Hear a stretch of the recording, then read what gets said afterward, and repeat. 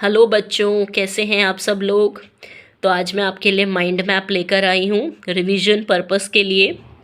एक mind map मैं already पहले अपलोड कर चुकी हूँ। ये कुछ और टॉपिक्स का माइंड मैप है from the chapter nationalism in Europe. Hope आपको इन माइंड मैप से बहुत हेल्प हो जाएगी। तो आइए चलते हैं हम अपने नेक्स्ट क्वेश्चन की तरफ, या फिर आप कह सकते हैं नेक्स्ट पॉइंट की, नेक्स्ट टॉपिक की तरफ, जो कि है यूसीपी मैज़नी। तो हम बात करते हैं यूसीपी मैज़नी की। तो अगर आपसे कोई भी पूछता है कि write a short note on UCP मैज़नी, तो आप ये सारे पॉइंट्स देखिए, मैंने किस तरीके से माइंड मैप बनाया है। ये सारे पॉइंट्स आप यूसीपी मैज़नी के बारे में लिख सकते हैं। तो आइए अब एक एक पॉइंट पर चलते हैं। सबसे पहला पॉइंट आप ये बता सकते हैं कि यूसीपी मैज़नी जो हैं वो एक इटालियन रेवोल्यूशनरी थे। उसके बाद आप बता सकते हैं इनका बॉर्न जेनोवा 1807 में हुआ था। फिर आप बता सकते हैं कि ये मेंबर बने थे सीक्रेट सोसाइटी के कार्बनरी में। कार्बनरी जगह का नाम है। 24 की एज में इनको एग्ज़ाइल भेज दिया गया था, मतलब इन्हें समाज से निकाल दिया गया था। ऐसी जगह एग्ज़ाइल होती है जहां इंसान के सोशली सारे कनेक्शंस ख़त्म हो जाते हैं। तो इस तरह से एग्ज़ाइल में यूसीपी मैज़नी को 24 की एज में भेजा गया था, क्योंकि इन्होंने एक रेवोल्यूशनरी एक्टिविटी अटेम्प्ट की थी। फिर आप ये बता सकते हैं कि इन 2 सीक्रेट सोसाइटीज़ खोली थी। 2 सीक्रेट सोसाइटीज़ में से एक थी यंग इटली इन मार्सेलिस और एक थी यंग यूरोप इन बर्ने। उसके बाद इन सीक्रेट सोसाइटीज़ को ज्वाइन करने के लिए बहुत दूर दूर से लोग आते थे, और यंग मैन आते थे, नौजवान आते थे, पोलैंड से, फ्रांस से, इटली से, जर्मनी से। फिर आप बता सकते हैं कि स्टेटमेंट जो है ये यूसीपी मैज़नी ने दिया था कि God has made the Nations a natural unit of Mankind, मतलब भगवान ने जो देश बनाए हैं वो इसलिए बनाए हैं कि हम सब भाईचारे की भावना के साथ नेशंस में रह सकें। इस तरह का स्टेटमेंट यूसीपी मैज़नी ने दिया था। फिर आप बात कर सकते हैं कि यूसीपी मैज़नी के सीक्रेट सोसाइटीज़ से इंस्पिरेशन लेकर और जगहों पर भी सीक्रेट सोसाइटीज़ खोली गई, जो कि थी जर्मनी में, फ्रांस में, स्विट्ज़रलैंड में, पोलैंड में। और फिर एट लास्ट आप बता देंगे ड्यूक मैटरनिच के बारे में। ड्यूक मैटरनिच जो थे वो उस समय ऑस्ट्रियन चांसलर थे। चांसलरशिप होती है कैबिनेट में बड़ी पोजीशन, या जो हमारे कैबिनेट मिनिस्टर्स होते हैं उनमें जो बड़ी पोजीशंस होती हैं वो चांसलरशिप की कैटेगरी में आती हैं।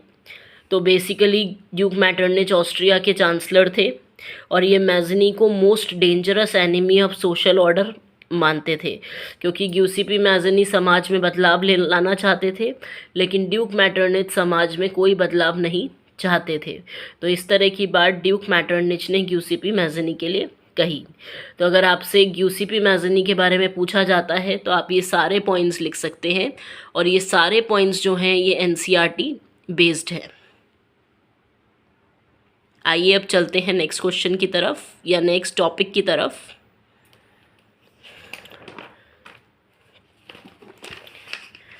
हमारा नेक्स्ट टॉपिक है liberal nationalism.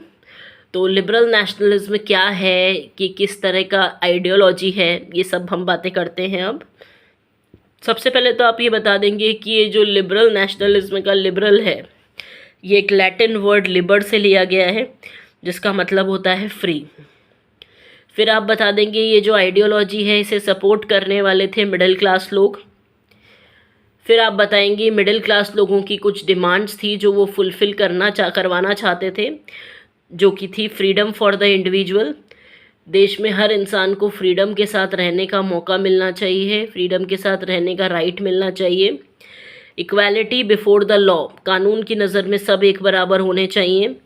Government should be formed by consent, जो गवर्नमेंट है वो सबकी रजामंदी से बननी चाहिए। End of autocracy, autocratic rule, जो वन वे कम्युनिकेशन चलता है कि किंग ने हमें ऑर्डर दिया और हमें उसे विदाउट क्वेश्चन फॉलो करना है, इस तरह का ऑटोक्रेटिक रूल जो है उसका एंड हो जाना चाहिए। एंड फ्रीडम ऑफ मार्केट, मतलब मार्केट में बैठने का अधिकार, व्यापार करने का अधिकार सबको होना चाहिए। इस तरह की कुछ डिमांड्स थी मिडिल क्लास लोगों की। फिर आप ये बता सकते हैं कि जब देश में जैकोबिन क्लब्स आए थे फ्रांस में, तो उस समय पर जो यूनिवर्सल सफरेज था, मतलब वोटिंग राइट्स जो थे वो मिडिल क्लास लोगों को मिल गए थे। लेकिन दोबारा से जब देश में नेपोलियन का राज आया तो वोटिंग राइट्स लोगों से ले लिए गए। तो अगर लिबरल नेशनलिज्म की बात पूछी जाए तो आप ये सारे पॉइंट्स लिख सकते हैं। Have a look. अब हम चलते हैं हमारे नेक्स्ट क्वेश्चन की तरफ। थोड़ा सा बड़ा है पर आई होप आपको माइंड मैप से बहुत अच्छे से समझ में आएगा। तो हम चलते हैं अरेंजमेंट फॉर 39 कॉन्फेडरेशन। देखिए, अरेंजमेंट फॉर 39 कॉन्फेडरेशन मतलब जो जगह नेपोलियन के अंडर आती थी उसमें उसने अपने हिसाब से रूल्स और रेगुलेशन लगा रखे थे। वैसे ही ये 39 जगह ये भी इसके अरेंजमेंट में, नेपोलियन के अरेंजमेंट में इंक्लूड थी। तो यहाँ का अरेंजमेंट नेपोलियन ने किस तरीके का कर रखा था, चलिए देखते हैं। सबसे पहली चीज़ तो ये कि ये जो अरेंजमेंट था ये बहुत रिजिड था। इट मीन्स इसे आसानी से चेंज नहीं किया जा सकता था, ये थोड़ा भी फ्लेक्सिबल नहीं था। दूसरी चीज़ आप बता सकते हैं कि ये जो 39 स्टेट्स थे और इनका जो अरेंजमेंट था वो इस तरह का था कि सारी स्टेट्स की अपनी अलग करेंसी थी, सारी स्टेट्स में अपने अलग वेट और मेजरिंग सिस्टम्स चल रहे थे। एक एग्जाम्पल दे रखा है, अगर किसी व्यापारी को हैम्बर्ग से न्यूरेमबर्ग तक जाना है तो उसे 11 कस्टम ड्यूटीज़ को क्रॉस करना पड़ता था और हर गुड पे 5% का टैक्स देना पड़ता था। इस तरह का सिस्टम बना रखा था नेपोलियन ने। उसके बाद आप बता सकते हैं कि जो वेट और मेजरिंग सिस्टम लगा रखा था नेपोलियन ने, that was very time consuming, बहुत समय लेता था वो सिस्टम। उसके अलावा LA, length of a cloth, जैसे इंडिया में सेंटीमीटर मीटर चलता है लेंथ ऑफ अ क्लोथ, वैसे वहाँ पर एलए लेंथ ऑफ क्लोथ चलता है। और ये जो एलए था इसकी लेंथ और इसकी कॉस्ट हर जगह पर अलग थी, कपड़े की लेंथ और उसके दाम। इस वजह से लोगों को बहुत एक्सप्लॉयटेशन का सामना करना पड़ता था। फिर 1834 में कस्टम यूनियन खोला गया। कस्टम यूनियन का दूसरा नाम ज़ोलिवेरियन भी है। इसे बनाने वाला था प्रूशिया और फिर इस सिस्टम को फॉलो जर्मन स्टेट्स ने भी किया।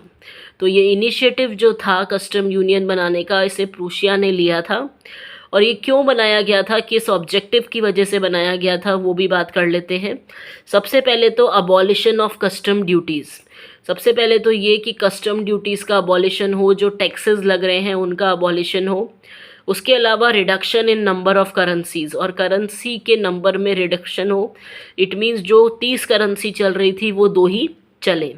तो इस तरह का पूरा 39 कॉन्फेडरेशन का अरेंजमेंट नेपोलियन ने किया था। ये आंसर भी पूरा एनसीईआरटी बेस्ड है, तो आप इस तरीके से ये सारे पॉइंट्स को इंक्लूड कर सकते हैं। अब चलते हैं हमारे नेक्स्ट क्वेश्चन की तरफ।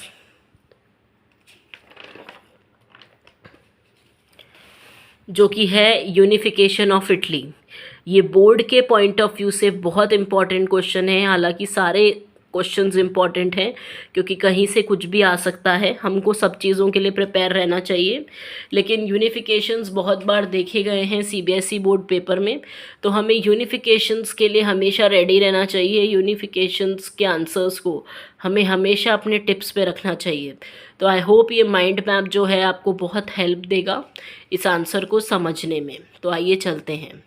देखिए, यूनिफिकेशन ऑफ इटली में सबसे पहले तो आप ये बता देंगे कि before the unification Italy was divided into 7 states. जब इटली यूनिफाइड नहीं हुआ था उस समय इटली 7 स्टेट्स में डिवाइड था। सबसे पहले तो आप ये बता देंगे। दूसरी चीज़ आप क्या बता सकते हैं, आप ये बता सकते हैं कि ये 6 की 6 जगह जो थी, इनमें से सिर्फ एक जगह, ये जो पूरी, या फिर आप कह सकते हैं जो पूरी 7 जगह थी उनमें से 6 को छोड़ के सिर्फ एक जगह पे सैरडेनिया पेडमोंट जो जगह थी उसमें इटालियन रूलर बैठता था जिसका नाम था विक्टर एनुबल सेकेंड। तो इसको आप बता सकते हैं।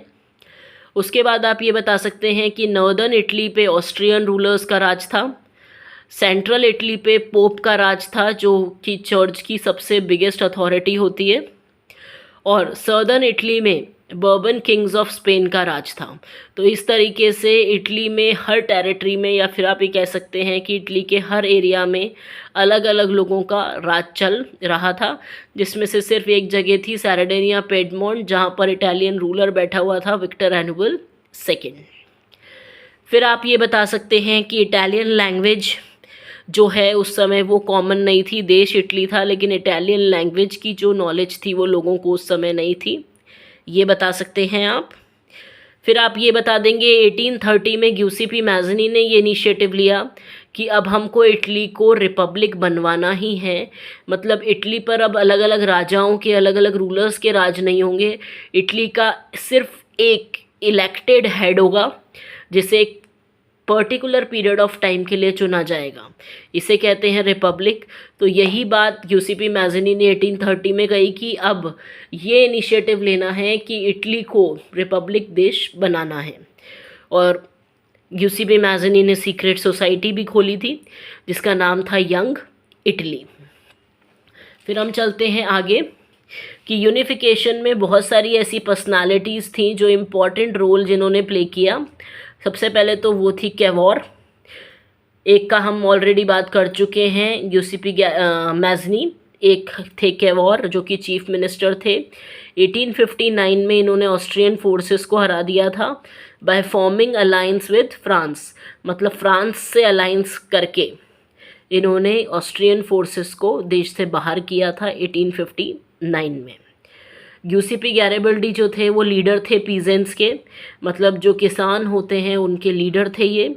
और 1860 में इन्होंने स्पेनिश रूलर्स को भी भगा दिया था देश से हराकर with the help of local peasants, local किसानों की मदद से। तो आप ये चीज़ लिख सकते हैं। और 1861 में विक्टर एनुअल जो कि इकलौते इटालियन रूलर थे, उन्हें यूनाइटेड इटली का किंग बना दिया गया। This happened in 1861। फिर आप एक चीज़ बता सकते हैं कि इटली यूनिफाइड होने के बाद भी इटली में कुछ प्रॉब्लम्स रह गई थी। सबसे पहली चीज़ तो इलिटरेसी लेवल बहुत हाई था, जैसा कि आप एरो देख सकते हैं। Unawareness about liberal nationalist ideology, लोगों को अपने राइट्स, अपनी ड्यूटीज़ वगैरह के बारे में कुछ भी नहीं पता था। और लोगों को इटालियन लैंग्वेज की भी नॉलेज नहीं थी। विक्टर एनुअल सेकेंड की वाइफ का नाम इटालिया था, लेकिन लोगों को इस भाषा को बोलना ही नहीं आता था, इसलिए लोग उनके नाम को भी लाटालिया लाटालिया बोलते थे। तो अगर आपसे यूनिफिकेशन ऑफ इटली की बात पूछी जाए तो आप ये सब चीज़ें लिख सकते हैं। और आप ये भी बता सकते हैं कि सब लोगों का यही था कि अगर इटली यूनिफाइड हुआ तो ही इटली में पॉलिटिकल स्टेबिलिटी आएगी और इकोनॉमिक डेवलपमेंट आएगा। तो आप ये सारी चीज़ें लिख सकते हैं। ये सारे पॉइंट्स एनसीईआरटी बेस्ड हैं। अब चलते हैं आगे। अब हम बात करते हैं सिलेसिया वीवर्स की, जो एक रिवॉल्ट हुआ था जो कि वीवर्स ऑफ सिलेसिया ने किया था। तो इन्होंने ये रिवॉल्ट क्यों किया? तो 1845 की अगर हम बात करें तो सिलेसिया के जो वीवर्स थे उन्होंने रिवॉल्ट किया था अगेंस्ट द कॉन्ट्रैक्टर्स। ये कॉन्ट्रैक्टर्स वो थे जो इन्हें रॉ मटेरियल देते थे और इनसे सामान तैयार करवा के फिर उन्हें बेचते थे। इस तरीके का काम ये कॉन्ट्रैक्टर्स इनसे करवाते थे। रीज़न क्या था क्यों इन वीवर्स ने रिवॉल्ट किया कॉन्ट्रैक्टर्स के अगेंस्ट? क्योंकि वीवर्स को प्रॉपर वेजेस नहीं मिल रहे थे फॉर देयर वर्क, मतलब जितना इनसे काम करवाया जाता था उतना इनको काम का पैसा नहीं दिया जाता था। ये पूरा रिवॉल्ट जो था इसे रिकॉर्ड एक जर्नलिस्ट ने किया था जिनका नाम था विलेम वॉल्फ। तो आप इस चीज़ का ध्यान रखेंगे। अब बेसिकली इस पूरे रिवॉल्ट में हुआ क्या, देखिए बात है 4 जून दोपहर में 2 बजे की। वीवर्स जो थे वो मार्च करते हुए चलते हुए पहुँचे towards the mention of contractors. जो बड़े बड़े बंगलोज बने हुए थे कॉन्ट्रैक्टर्स के, वहाँ पर इन्होंने घर में पहुंचकर वहाँ के विंडोज़, फर्नीचर सब तोड़ दिए। और दूसरा ग्रुप जो वीवर्स का था वो इनके वेयर हाउस में घुस गया, इनके गोडाउन में घुस गया और कॉटन के जो फैब्रिक तैयार थे सप्लाई के लिए उनको भी सबको फाड़ के पूरी तरीके से सब कुछ बर्बाद कर दिया।